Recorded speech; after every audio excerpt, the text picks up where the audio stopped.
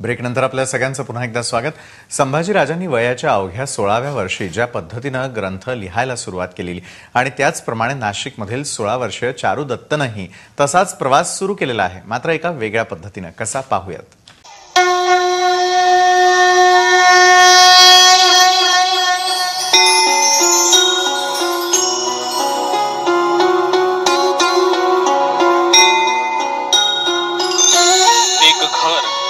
अभंग राहतात, एक घर जिथे वेद सर्वत्र दिसतात, एक घर जिथे ज्ञानोबा तुकोबांच्या ओव्या राहतात, एक घर जिथे अभंगांच्या भिंती आहेत, एक घर जिथे ओव्यांचं छत आहे। चला एका अशा घरात। महाराष्ट्राला संतांची मोठी परंपरा लाभलेली आहे आणि या संतांचे अनुयायी त्यांचा भक्तगण देखील तेवढाच मोठा आहे। मात्र नाशिकमध्ये आज आपण अशा एका भक्ताला भेटणार आहोत की ज्याचं संपूर्ण कार्य आणि ज्याची दिनचर्या ही अत्यंत आश्चर्यकारक आणि चमत्कारिक आहे। कोण आहे हा भक्त आणि नक्की त्यानं या सगळ्या भक्तीपायी काय केलंय आपल्या घरामध्ये, बघूयात या खास रिपोर्टमध्ये। नाशिकमध्ये राहणाऱ्या थोरात कुटुंबाचं हे घर। या घराच्या भिंती, दरवाजे, स्वयंपाकघर, बेडरूम हे वेदांनी आणि मंत्रांनी भरून गेलंय। या घरात राहणारा 16 वर्षांचा चारू दत्त याला एक दैवी चमत्कारच म्हणावा लागेल। वयाच्या 10व्या वर्षांपासून तो फक्त लिहितो आणि लिहितोच आहे। असंख्य अवघड आणि सर्वसामान्यांच्या समजण्या पलीकडचे श्लोक, संतांची वचनं, ओव्या, अभंग, धर्मग्रंथ।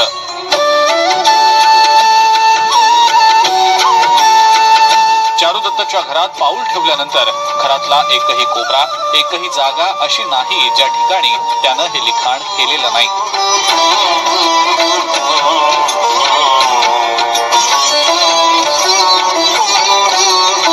नाशिकमध्ये राहणाऱ्या आणि इयत्ता 10वी इतक्यात पास झालेल्या चारू दत्त थोरात याच्या घरात आपण प्रवेश केल्यानंतर जो काही नजारा आणि जे काही दृश्य आपल्याला बघायला मिळतं ते निव्वळ चमत्कारिक असंच म्हणावं लागेल।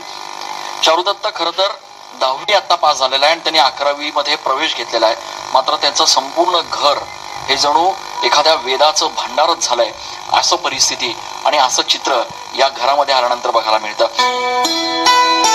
घरांच्या भिंतीवर, पंख्यावर, घड्याळावर, स्वयंपाकघरातल्या ओट्यावर, भांड्यांवर, कपाटावर, खिडक्यांवर जिथे जिथे म्हणून जागा दिसेल तिथे 16 वर्षांच्या या चारू दत्तनं मोठ्या साधू महंतांना देखील जमणार नाही असे ज्ञानेश्वरीतले पाठ लिहून ठेवले आहेत। लहानपणापासूनच चारू दत्त हुशार आणि इतरांपेक्षा वेगळा आहे। मित्र होते, मात्र त्याचं मन हे वेगळीकडेच होतं। त्याला लहानपणापासूनच अभंग, कीर्तन, देवासंतांच्या गोष्टी ऐकायला आवडत असत। मात्र जसजसा चारू दत्त मोठा होत होता तसतसा त्याच्यातल्या प्रगल्भतेचा अनुभव घरच्या लोकांना येत गेला। ज्या वयात मुलं कॉलेजच्या कट्ट्यावर बसून मजा करत असतात त्याच वयात चारू दत्त वेगवेगळ्या विषयांवरचे धर्मग्रंथ लिहितो आहे।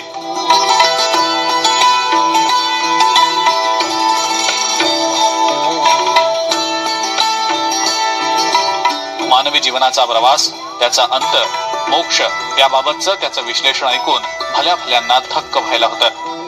एवढ्या लहान वयात त्याला हे अगाध ज्ञान कसं प्राप्त झालं याचं कोडं न सुटणार असल्याचं त्याचे आई वडील देखील सांगतात।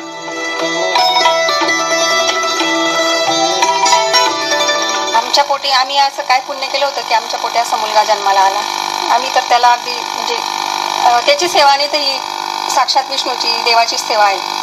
त्याचा अगदी म्हणजे खाण्यापासून तर अगदी छोट्या छोट्या गोष्टी सुद्धा म्हणजे एका कृष्णाच्या जशा खोळी होत्या तशा त्या, जसं यशोदा मैयाला कृष्णाची जसं म्हणजे अनुभव आलेला आहे तसा मला येतो।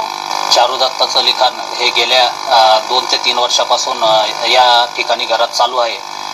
त्याचा अभ्यास पाहता हे संतांप्रमाणे त्याचं हे लिखाण झाले। त्याचं कोणत्याही प्रकारचा ग्रंथ न वाचता आणि कोणत्या प्रकारचा संस्कृत या विषयाचा अभ्यास नसताना त्याने जे लिखाण केलेलं आहे ते वेदांमध्ये, ब्रह्मवेद, जीवनवेद या प्रकारच्या वेदांमध्ये त्याचं लिखाण होत आहे आणि सातत्याने चालू आहे।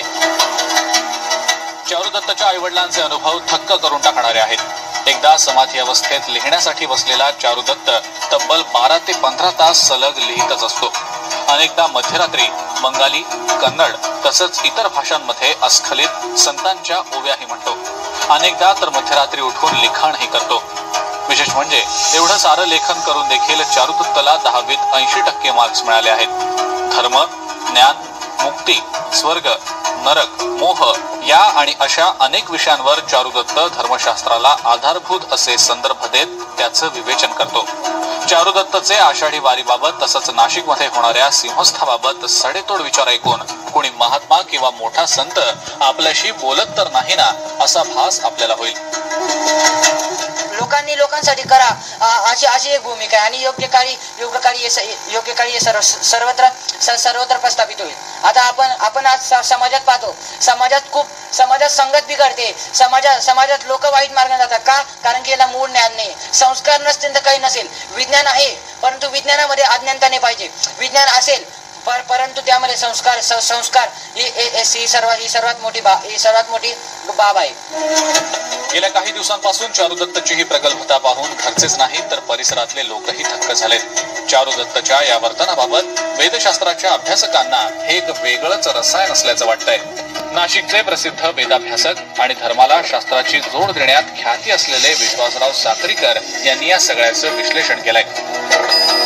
हे जो तो मुलगा लिहितो आहे हे मनाने लिहित नाहीये, हा कॉन्शियस कॉस्मिकने लिहितो आहे. कारण तो जे अभंग लिहितो, जे काय त्याला सुचतं, ब्रह्मांडाच्या विविध यंत्र लिहितो, आकृत्या काढतो, हे सगळंच्या सगळं कॉस्मिक कॉन्शियसशी संबंधित असलेली गोष्ट आहे. आणि कॉस्मिक कॉन्शियस जो आहे हा प्रकाशाच्या वेगाने कुठेही जाऊ शकतो असं आपण म्हणू शकू.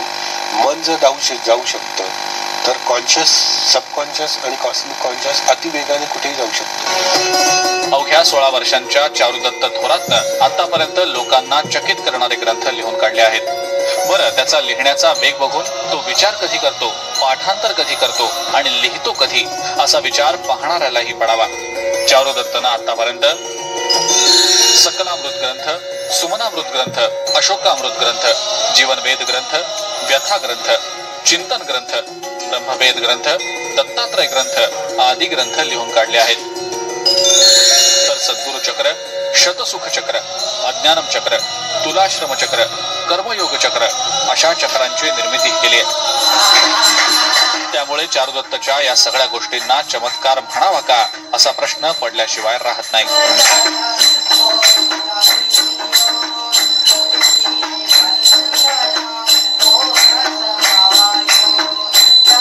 ज्ञानदेवे रचिला पाया तुका झालासी कळस अशी जरी ओवी असली तरी नाशिकच्या चारुदत्तनं मात्र आता याही पुढचा प्रवास जो आहे तो त्याच्या लिखाणाच्या माध्यमातून सुरू केलाय. चारुदत्ताचं संपूर्ण घर म्हणजे ज्ञानाचं एक मोठं भंडार झालंय. या क्षेत्रातल्या तज्ज्ञांनी आता या सगळ्या गोष्टींचा नीट अभ्यास करून समाजाला याच्यामधनं काय बोध देता येईल त्याबाबत प्रयत्न करण्याची गरज आहे. नाशिकहून कॅमेरा पर्सन आकाश येवलेसह मी चंदन पूजाधिकारी, TV9.